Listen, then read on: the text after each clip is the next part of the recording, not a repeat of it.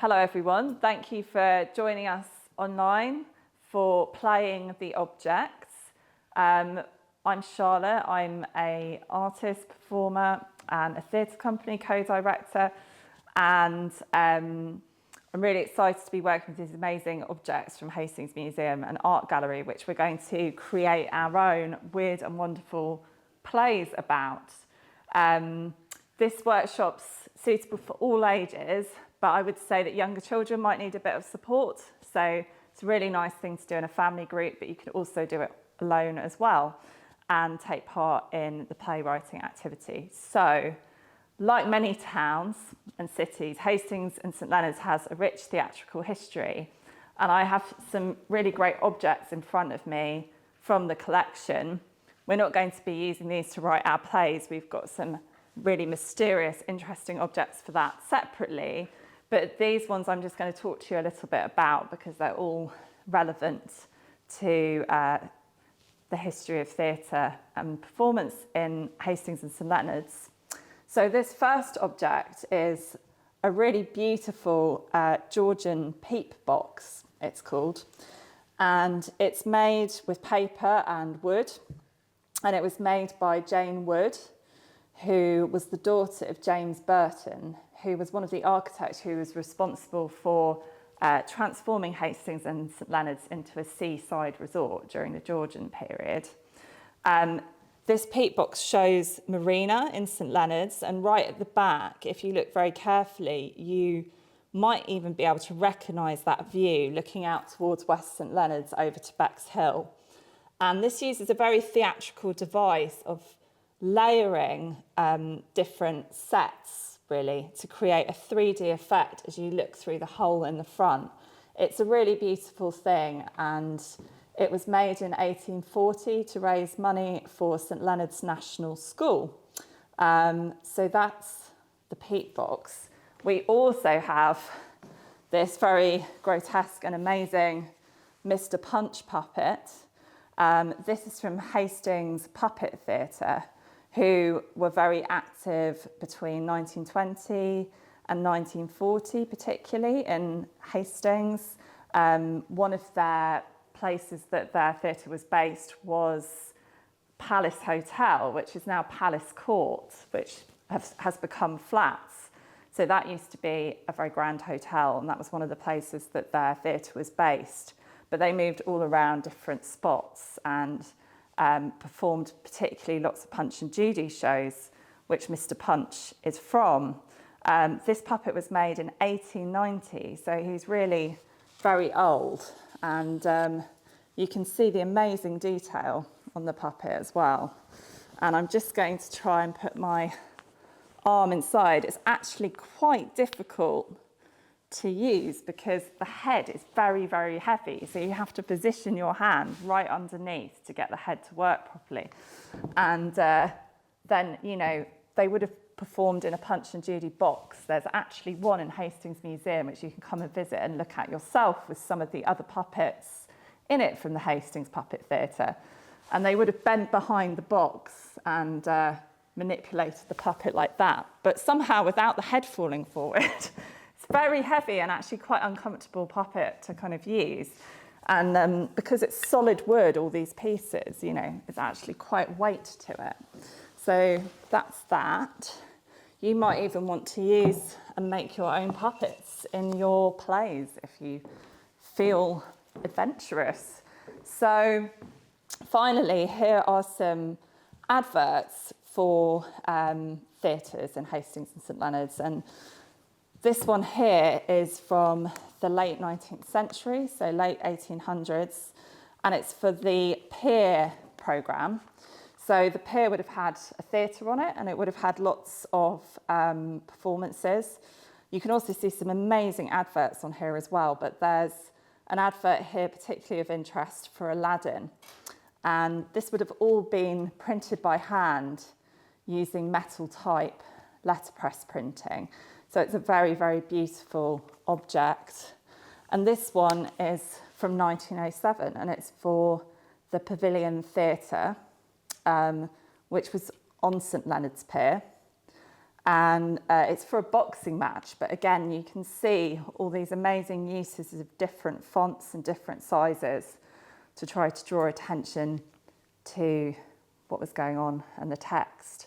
And images weren't used quite as much in advertising then. You can see there's some very small sort of bits of imagery to emphasize things, but it was mainly text.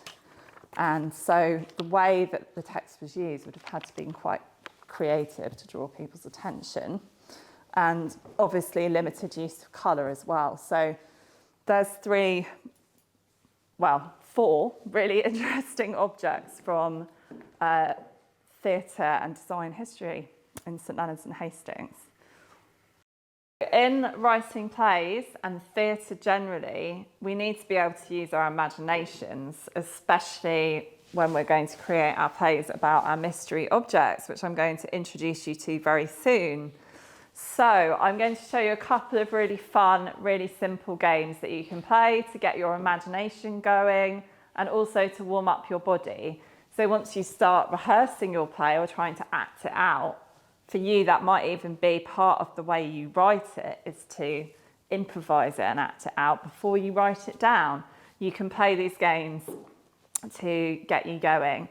They are a little bit harder to play on your own, and certainly the second one requires at least a small group of people, but this first one you can certainly have a go at as a kind of conceptual exercise to think about what different things you can do with it. And it is this water bottle. So this game is called Homage to Magritte. I play it a lot in theatre sessions that I run because I really like it. It's really simple, you don't need anything fancy, and it can often be quite amusing as well. So it's called Homage to Magritte after a surrealist painter called René Magritte. René Magritte is a surrealist painter who questioned notions of reality and what could be beyond surface reality and under the surface. So his artworks are very playful and strange and fun. And one of his famous artworks is called This Is Not a Pipe. I'm not going to try and say it in French because I can't speak French. And this is just what it looks like. It's a painting of a pipe, very realistic painting of a pipe, and underneath it says, "This is not a pipe." So this game is about taking a very simple object. I always use a water bottle because people always have it, so it's quite easy thing to pick up. You don't have to remember anything, but you could use something else. I would say you don't want anything too big or too small, and it needs to be something that it's easy to hold because you're going to mime with it. So if you're on your own, you can do this in the mirror just for a bit of fun, see how many things you can make the water bottle. If you're in a group, you get to have fun guessing what on earth it is that the person is trying to mime. So I'm just going to demonstrate a very simple thing. So you can try and guess at home if you want what this is rather than a water bottle.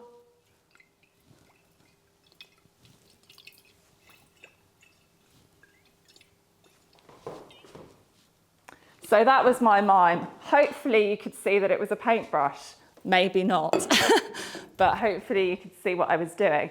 So if you really want to challenge yourself, try and think of things that are really different from the shape. For example, paintbrush was quite similar, and people tend to think that way. So when I play this game, you get a lot of paintbrushes, you get a lot of microphones, you get a lot of flutes and saxophones, but try and push the boundaries. How would I pretend, for example, that this was a horse? Something much bigger and very different from what the object is. And this will really get your physical theatre skills going and get you in the habit of transforming objects. So this is hopefully going to be very useful when you write your plays, and I hope you find it fun when you try it at home. So that's the first game. The second game is called Sorry I'm Late.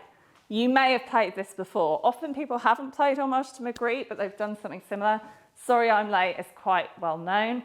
It's another good kind of famous acting, mime, physical game that also uses your imagination. So you've got to come up, this really has to be played with more than one person because of the way it is, but you need to come up with a weird reason why you're late.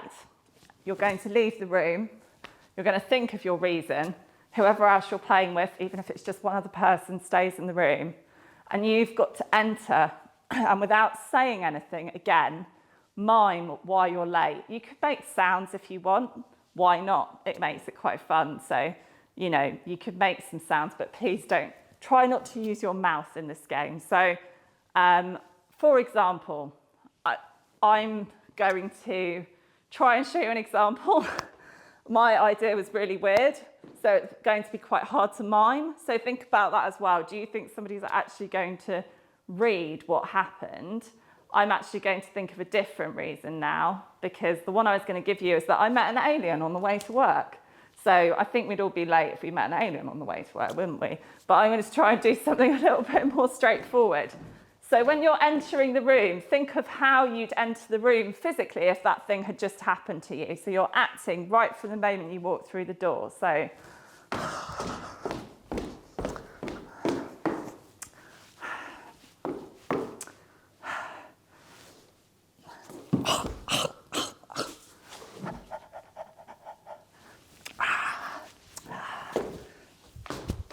could you guess? Probably not. The dog ate my homework, the classic excuse. I was trying to pretend to be a dog, and also the angry person that had their homework eaten. See if you can do better at home. So again, I hope you find that game fun. There's lots of other theatre games you can play if you need more inspiration. If you search theatre games on the internet, you will find loads and loads of things, but I hope you enjoyed these, and you might want to do something to warm up your voice before you perform as well.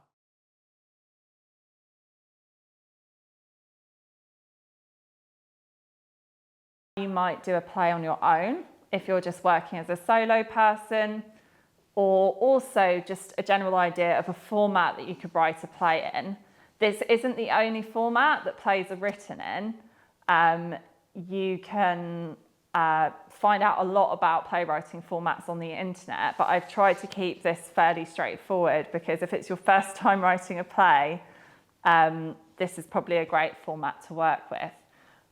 Saying that, you don't have to even write your play down. If that's not for you, you could audio record it on your phone or using another device, or you might write your play more through actually performing and improvising. That's how I devise plays with lots of communities that I work with, and then we often write things down later. So you might want to do it more through doing than through writing. But just to give you an idea, I'm now going to read the play out. It's one actor reading two different characters, and some of the speech is to the audience, and some of it is actually between the two characters in the play. You'll probably see what I mean more when you see the play written down and also when you hear me performing it. So without further ado, I'm going to tell you a very strange story about something very extraordinary that happened during a very ordinary week when a piece of my dreams entered into my life. So here I am, I've had a very ordinary day at work, working hard as usual, and I fall asleep on the sofa in front of the TV. Then I wake up. I'm walking alone on this great plain of land. The grass is dry and the sun is blazing, and I don't know why I'm there, and I've no idea where I'm going, and I'm thirsty. I've lost my deer. It was just right here. I saw it from across the plain, and now it's gone again. Oh no, I'm sorry to hear that. Why do you have to eat deers though, Tiger? They are such gentle animals. I'm afraid I have to eat meat, including deer, to survive, and I'm hungry. Look how my bones are showing through my skin. Please help me. Or I might have to eat you. I'm so sorry, I should not have said that. Then I remembered the magnificent weight on my back. My backpack was full of tinned fish, apples and crackers. Do you like fish?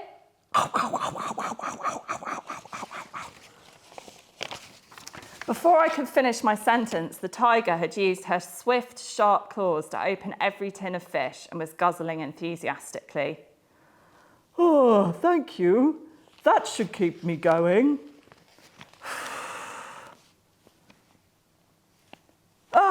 It's 9 a.m. I'm late for work.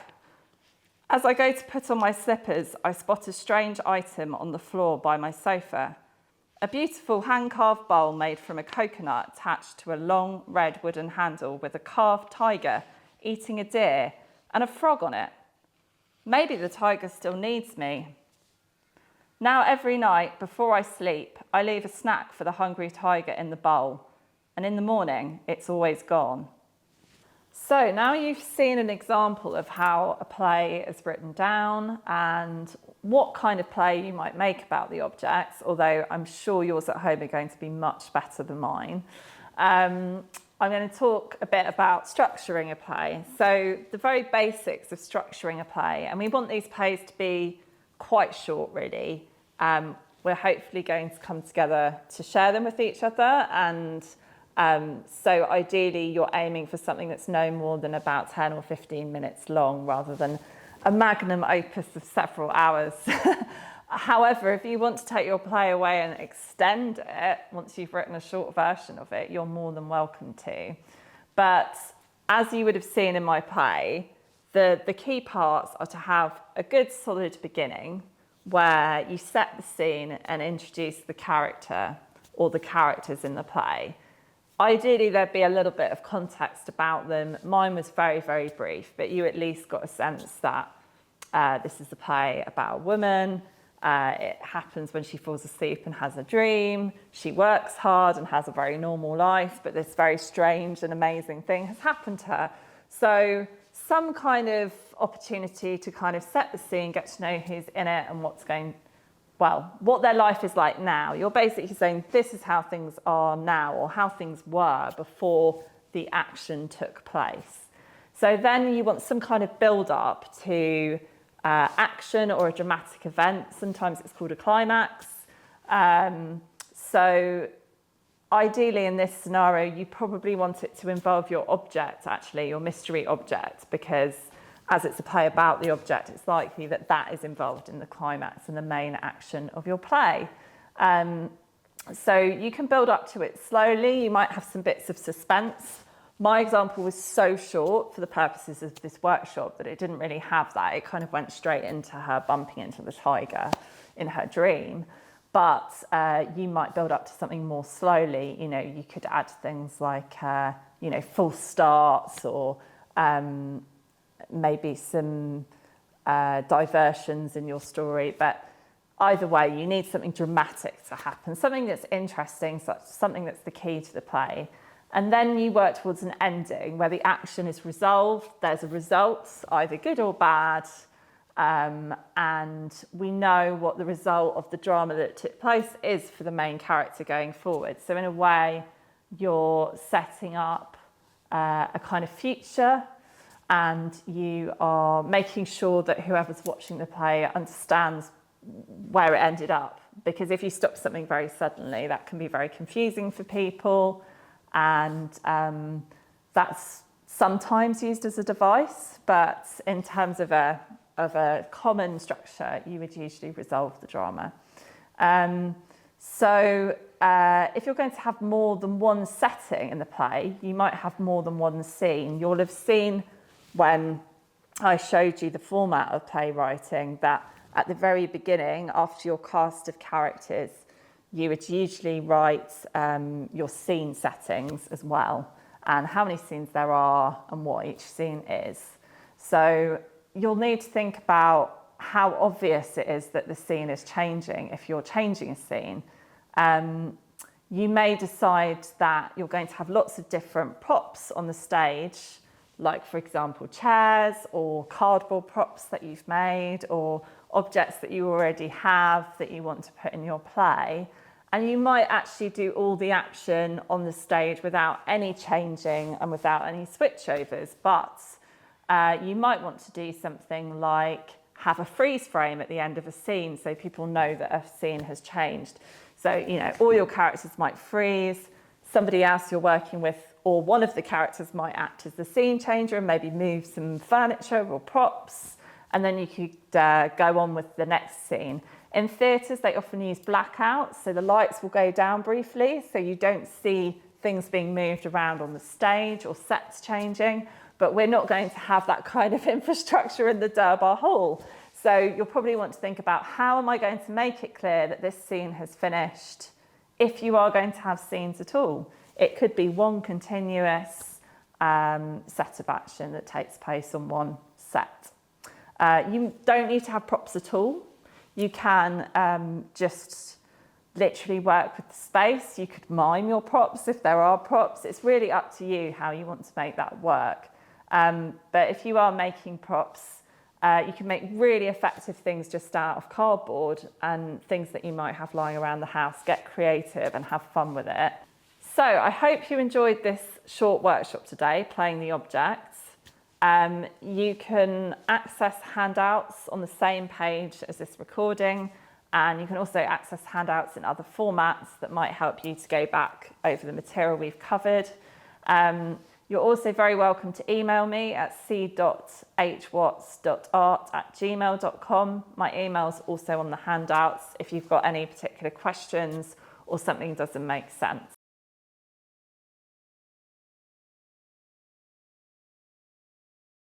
Very excited to introduce the objects that you will be able to write and perform your play about.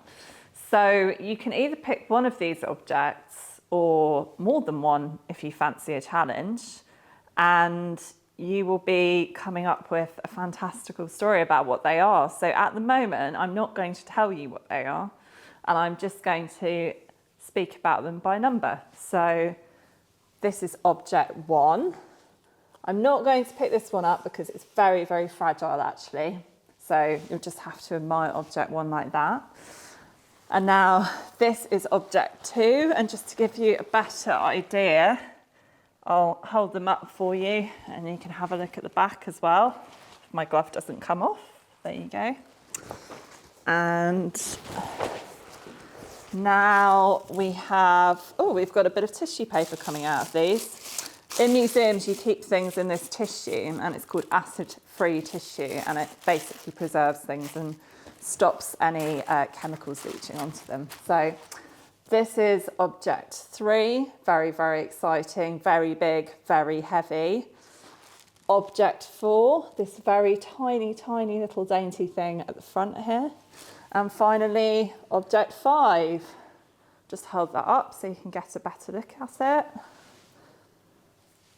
And there we go, there's the mystery objects.